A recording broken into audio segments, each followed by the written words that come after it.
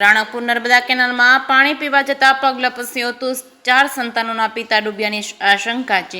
શિહોરાના શંકરપુરાથી મહેમાન ગતિએ આવેલા 40 વર્ષીય યુવક સાથે બની હતી ઘટના। તીવ્ર પ્રવાહ વચ્ચે તરવૈયાઓ દ્વારા શોધખોળ યથાવત, પરિવારમાં માતમ છવાયો છે। બનાસકાંઠા જિલ્લાના ઓગળ તાલુકાના રાણકપુર નજીકથી પસાર થતી નર્મદાની મુખ્ય કેનાલ પર આજે એક હૃદયદ્રાવ્ય ઘટના સામે આવી છે। કેનાલના કિનારે પાણી પીવા ગયેલા કાંકરેજ તાલુકાના શિહોરી શંકરપુરા ગામના 40 વર્ષીય યુવકનો અચાનક પગ લપસી જતા તેઓ કેનાલમાં ઊંડા પાણીમાં ગરકાવ થયા હતા। પાણીનો પ્રવાહ તેજ હોવાના કારણે યુવક ક્ષણભરમાં જ લાપતા થઈ જતા ડૂબી ગયા હોવાની પ્રબળ આશંકા સેવાઈ રહી છે। મહેમાન ગતિએ આવ્યાને કાળ આંબી ગયો તો મળતી વિગતો અનુસાર કાંકરેજ તાલુકાના શિહોરી શંકરપુરા ખાતે રહેતા ગલાબજી કુરશીજી ઠાકોર ઉંમર વર્ષ 40 રાણકપુર ખાતે પોતાના સંબંધીને ત્યાં મહેમાન ગતિએ આવ્યા હતા। આ દરમિયાન તેઓ રાણકપુર નજીકથી પસાર થતી નર્મદાની મુખ્ય કેનાલ પાસેથી પસાર થઈ રહ્યા હતા ત્યારે કેનાલના કિનારે પાણી પીવા જતા અચાનક તેમનો પગ લપસી ગયો હતો અને તેઓ સીધા કેનાલના ધસમસતા પ્રવાહમાં ખાબક્યા હતા। આ અંગે તેમના મોટા ભાઈ ચેનાજી ઠાકોરે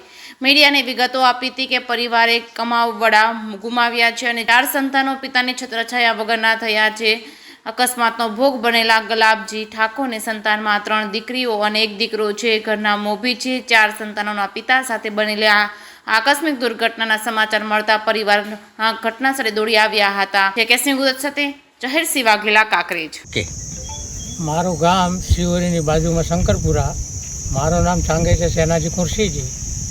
મારો ભાઈ નામે ગલાબજી કુરશીજી સગાવાલામાં ગયા હતા અને બપોરે તરસ લાગવાથી નહેરમાં પાણી પીવા ઉતરેલા અને પગ લપસતા અકસ્માતે એક્સિડન્ટ થયેલ છે। આ તો પ્રશાસનને જાણ કરેલી છે, પોલીસને।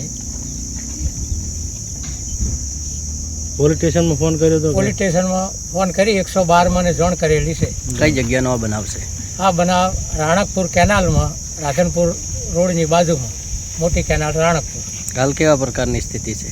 સ્થિતિમાં સ્થાનિક તરવૈયા શોધખોળ કરી રહ્યા છે અને 112 પણ નજીકમાં પહોંચવાની છે।